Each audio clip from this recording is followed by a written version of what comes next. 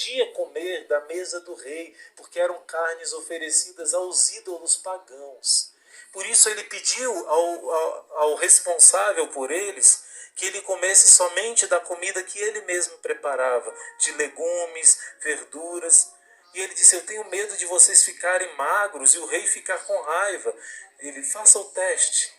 E eles viram que eles ficaram muito mais robustos do que os outros, comendo aqueles alimentos que eram deles, sem precisar comer os alimentos que eram proibidos para os judeus. Mas esse não é o jejum de Daniel, esse é o início do livro, é como se já fosse uma preparação, um anúncio, né? Já está falando dessa questão da alimentação feita com a bênção de Deus. Mas o jejum de Daniel mesmo, nós vamos ver, deixa eu ver aqui o capítulo, nem anotei o capítulo, está aqui anotada a passagem bíblica, mas eu já abro aqui para você, se eu não me engano, capítulo 10. Daniel vai jejuar durante 21 dias, 3 semanas. Está aqui, ó, capítulo 9 de Daniel. No capítulo 9, Daniel vai falar, e eu quero ler para você um texto do Padre Nicola. Um texto, quem é o Padre Nicola, irmão? Quem não fez a quaresma conosco de São Miguel de 2020, foi uma experiência tremenda com aquele livro que foi recomendado pelo Padre Pio. E o Padre Nicola, que escreveu esse livro há muitos anos atrás, ele escreve essa meditação. Ouça que interessante a batalha que Daniel venceu, para que você tenha certeza que você vai vencer também. Considera como são poderosas e eficazes a intercessão do glorioso príncipe dos anjos, São Miguel, pelo que aconteceu com o povo hebreu. Este povo já estava há muitos anos escravo na Babilônia e desconsolado, suplicante, aflito e oprimido, não enxergava mais nenhuma possibilidade de libertação, de voltar para o seu país de origem, Israel. Graças à oração de Daniel, Daniel decidiu, depois você pode ler o capítulo 9 de Daniel, ele decidiu fazer 3 semanas, 3 vezes 7, 21 dias. Por isso o jejum de Daniel são 3 semanas, 21 dias. Ele ficou 3 semanas sem colocar nenhum alimento que ele gostava, que ele tinha prazer demais com aquele alimento. Ele deixou a carne, deixou o vinho, deixou de usar perfumes e se colocou em espírito de clamor, de oração e de penitência. Comia somente a comida básica, sem colocar esses alimentos mais saborosos. A tradução do hebraico são comidas que ele tem gosto, que ele tem desejo, que ele tem maior prazer. Por que o profeta fez esse jejum? Uma só pessoa. O arcanjo São Gabriel começou a se unir a ele em oração. O mundo espiritual começou a se movimentar para a liberação, para que o anjo da Pérsia, que estava agora, eles foram escravos da Babilônia e agora a Babilônia foi vencida, era a Pérsia que estava mandando, para que a Pérsia liberassem eles para voltar. Mas o arcanjo Gabriel não conseguiu. Olha só, o arcanjo Gabriel se uniu às orações de Daniel, protetor desse povo. Dispôs-se a rezar a Deus pela libertação daquele povo, mas eles não conseguiram a graça. Eram passados já 21 dias em que Gabriel estava se unindo ao jejum de Daniel, implorando também a Deus para pôr fim a tantas desventuras para aquela nação escolhida por Deus, que é o povo de Israel.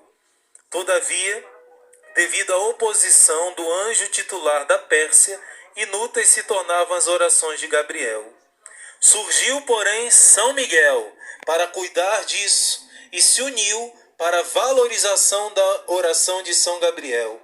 E o arcanjo Miguel rogou pelo povo hebreu, expôs as humilhações sofridas durante os 70 anos por aquele povo e obteve para ele a libertação.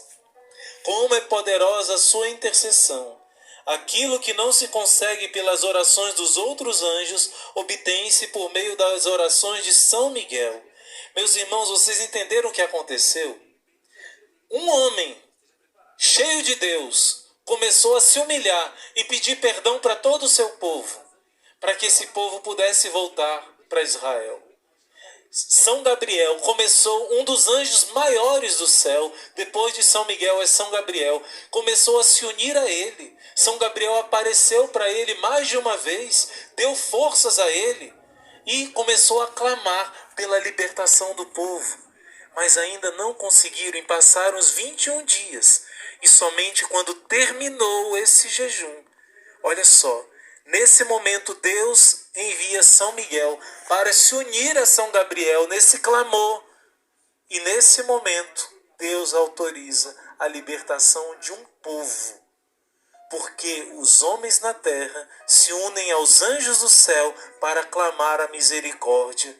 E Deus alcançou a graça. É como se fosse assim. Santa Teresinha diz que a nossa parcela é pequenina. Quem faz a obra mesmo é Deus. Ela diz assim, nós somos como uma criança de 1 aninho ou menos, que olha para uma escadaria e quer subir lá onde está o papai e a mamãe, lá em cima. Mas olha para a escadaria e diz, como eu vou conseguir subir? Mas quando uma criança confia, né? Ela é audaciosa, ela começa a tentar o passinho dela, a perninha dela, nem consegue subir o primeiro degrau da escada. Mas o papai e a mamãe lá de cima olham e por causa do gesto da criança tentando subir, elas veem a boa vontade que a criança quer chegar lá em cima. E por isso o papai ou a mamãe descem, pegam a criança no colo e eles mesmos levam a criança escada acima. Santa Teresinha diz, assim é Deus conosco. Algo que para nós não é possível, mas Deus vê a nossa intenção. Deus vê o nosso esforço, o nosso 1%, comparado com a graça de Deus. Precisamos fazer a nossa parte, senão Deus não faz. Precisamos fazer o nosso 1%. Por isso que eu digo, esse sacrifício não vai ser um sacrifício pesado, mas vai ser um sacrifício cheio de amor, mostrando a Deus que nós queremos fazer a nossa parte. Então, assim Daniel fez o sacrifício, São Gabriel intercedeu, e por causa desse movimento espiritual, o arcanjo Miguel veio e intercedeu e alcançou o milagre. Ora, nós estamos nos preparando para a quaresma de São Miguel. Por isso vamos nos preparar com esses 21 dias. Daniel, sozinho, clamou e Deus enviou Miguel e o milagre aconteceu. Gabriel e Miguel, os maiores anjos do céu, se uniram ao profeta Daniel e o milagre aconteceu.